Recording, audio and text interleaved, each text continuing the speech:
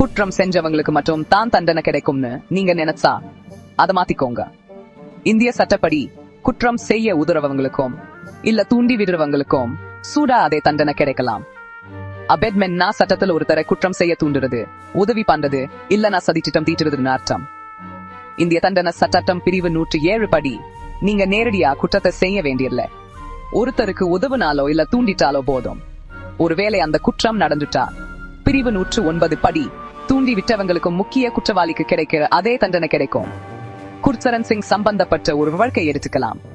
அவர் ஒரு மைனர் பெண்ண பாலியல் வன்கொடுமை செஞ்சதா குற்றம் சாட்டப்பட்டாரு.